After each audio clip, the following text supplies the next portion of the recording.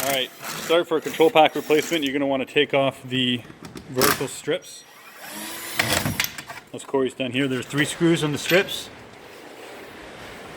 And the front leftmost panel where the control pack is where the actual power pack is.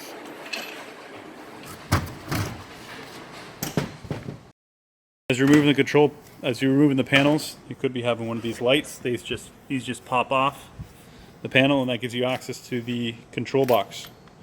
This black BP box here. So this is how you remove the cover on the box. So the next step is to proceed with unplugging the existing components. You take off the strain release, and these are just plug and play. So you take out the pump, take out the ozone, take out the lights, the lights, top side, the audio amplifier, and then what you will do is disconnect the electrical. So you also want to disconnect the power. Make sure you power it off at the breaker. This is the power going directly into the terminal block. And take off the ground as well. Okay, so next step, you want to find your slice valves. Take off the black plastic cap that's covering it. And you're just going to push this down. And it's got a little tab that you're going to line up and lock into place. No, it's not. Is it on? This one's... Tabs are broken off. Oh, tabs are broken on this one. Okay, so yeah, push this one, lock it into place. You see there's another one. This is a Toronto model, so this is where the locations of the 2 of them are here. Push that down. Yep. Lock it in place. What that's going to do is, so you don't have to actually drain the spa to replace the control pack. Loosen the heater nuts. These are threaded. You can typically do it by hand. And what this is going to do is generally you're going to have a little bit of water that's raining in the pipes come out. As you can see right here. Loosen both of those, take those out. The screws at the bottom.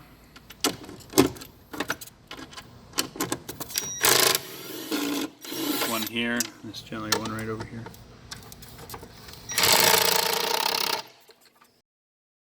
Now you will be able to... Oh, no, sorry. Oh. The pump. Oh, sorry.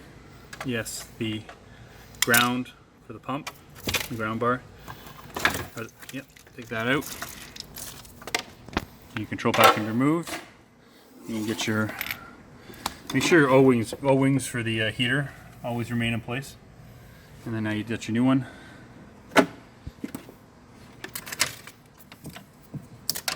And you can put that into place here and essentially do everything backwards, which we're going to take you through right now. Line up the new one as best you can. Notice there are some screws at the back that it falls into. You got to line up. And then you retighten, make sure your O-wings remain in place, the heater nuts. Reattach the pump ground.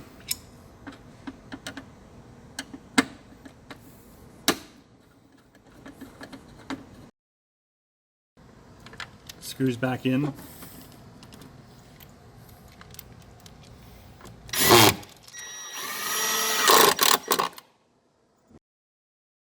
Pop off the control box, the cover.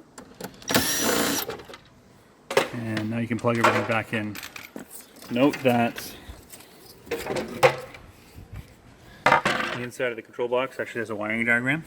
So if you get stuck where to put pump 1, for example, or the ozone or the AV, or any of the terminals or the top side here, you refer to the actual back of the control box for the wiring guide.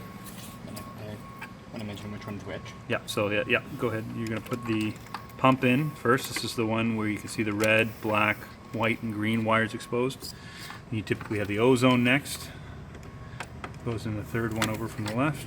That's the one that's all sheathed in the backing there.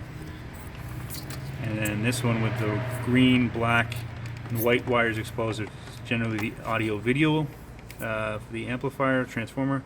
This is the lights, the LED. This goes down here at the bottom. And then you have your transformer, or sorry, your top side, which goes directly into the pack here. Plug right in to what is J33 right here. Okay, now everything's plugged in. Now you can put the strain reliefs back on and hold it all into place. Your packs will have this. Yeah.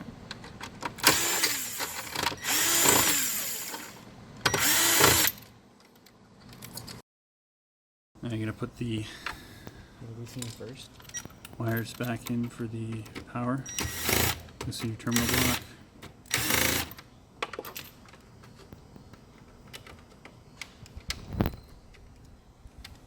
Very straightforward. You're going to line those back up just like when you took them out, and you make sure you put the ground in inside on the ground bar as well. So there's the ground. I'm going to put it in, the ground bar in through the pack. Tightening back up here.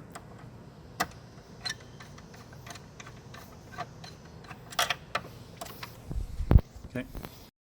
All right, one last check. Make sure everything's plugged in. No loose cables. Everything's nice and tight and secure. The back cover back on.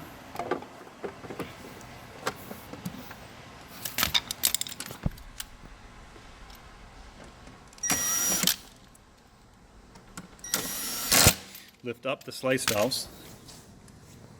Put the little tab back in place to hold it. If yours come with this. And there's one more over here.